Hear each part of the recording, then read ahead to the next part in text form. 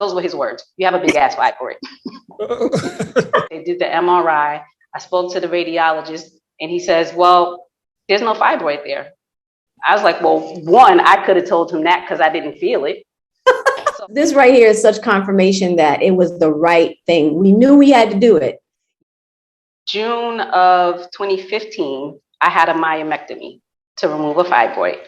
And one of the things that was important for me was to not have the fibroid come back. I actually joined the program in December of 2016.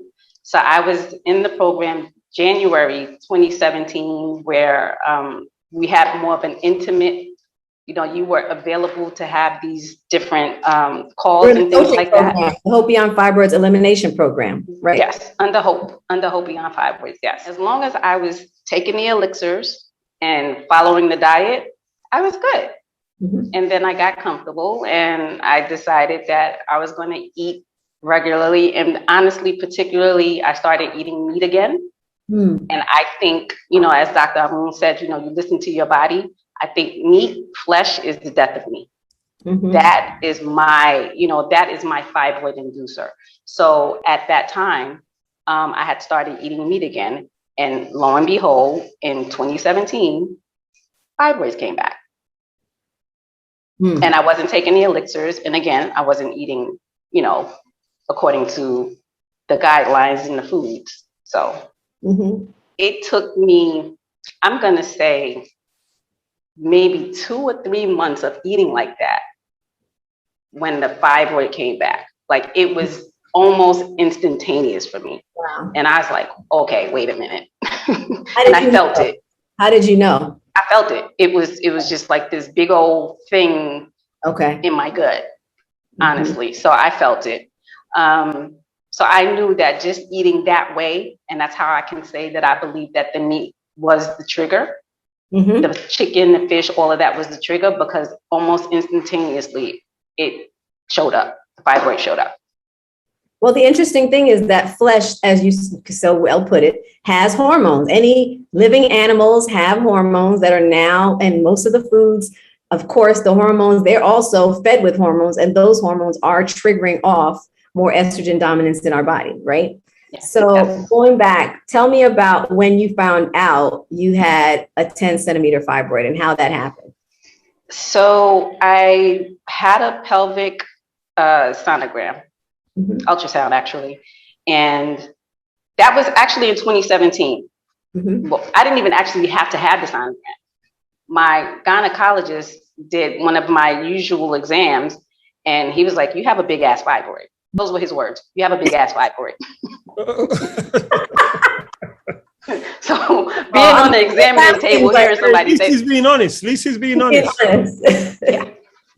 Right. So, he didn't have to tell me that because I felt it, but, he confirmed it for me. So, of course, he had me do the transvaginal pelvic exam. And that's when he was able to confirm that I did have the fibroid.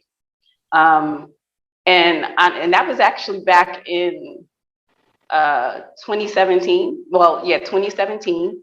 And from 2017 until 2021, this year, I suffered. Wow. I heavy periods. I stopped eating meat. And I thought that with me not eating the meat, that would help in terms of shrinking it. I still was not taking any of the elixirs, from the previous program, from the Hope program. I just tried to modify the diet by removing flesh. So from 2017 until 2021, I was suffering with menses, the heavy cycles, the clotting, you name it, I was suffering with it. Wow. Did you feel why didn't you get the supplements at the time? Well, because again, I'm thinking that, maybe if I cut back on what I'm eating, that might help. And the other part of it was costly. That was another reason why I had to cut back, because it was costly. And at the time, there were certain supplements that you had to have together. And it's like, well, I can only afford to get maybe 1 or 2 of them. I can't get all 4, right? Because the way it was set up was that I had to have different ones. in order for it all to work in conjunction. So that was another piece for me. I couldn't continue with the elixirs, and I said, well, I would just have to try eating, following the food list and eating as healthy as I could to help with the situation, because I just financially, it was just too much. Right. See, this literally, I promise you, I had no idea that this was happening. Specifically, I didn't talk to Natarsia about this, but this is what we were hearing all the time. Oh, and this is exactly why. Influx of emails. Influx, and we were like, we're working on it, but Dr. Amun and I could not make it happen, okay? Because it was not our decision. We were fighting for it, okay? Literally fighting. And it was a fight. I was a CFO, there was a CEO, and then there was a CCO. So there was like 40, 40, 20 split. So it was like 60% against the 40. And anyone knows about business, the majority always overrules. And it was a constant fight, constant fight. Constant. And for real. So I want to go back to your testimony, Natarsia, because it just, we know when like, it's just confirmation that, what we did, Dr. Amun, like this, we knew we would get criticized. We knew some people would look at us side eye like, well, does that mean your formulas are cheaper? Does that mean that they're less efficacious? Does that mean that they're not as good? Efficacy is in the proof of the pudding. Yeah, so let's keep going with Natarsia's testimony. You're opening up too much can of worms. I know. Keep going, Natarsia. Keep going. I'm like Biggie, I got a story to tell. Go ahead, Natarsia. Go ahead, baby. Continue. So that was my reasoning. It was just it wasn't affordable for me.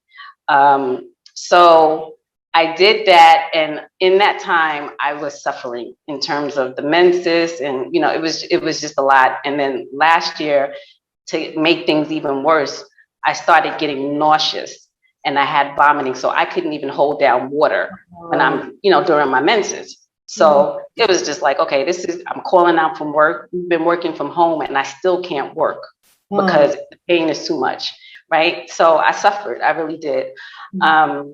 But then up until early this year, I said, I can't do this anymore. This is too much. So something has to happen. And ironically or not, this seems to be in alignment with when was transitioning from where your former partners to where we are right now, because for me, it was like January of 2021. So in February of 2021, I went to my doctor and he said, yes, we do have you have a fibroid, you have it's a 10 centimeter fibroid. Your option is hysterectomy or myomectomy. I'm like, wait a minute. I said, so every time I get a fibroid, I have to have surgery. I said, that's not a solution. But that was the solution that he had. I did it once, you could do it again. I was like, okay, that's not going to work for me. And after speaking with the gynecologist, I said, let me really get into this now. So in March, I started taking the mass and the balance together. Right.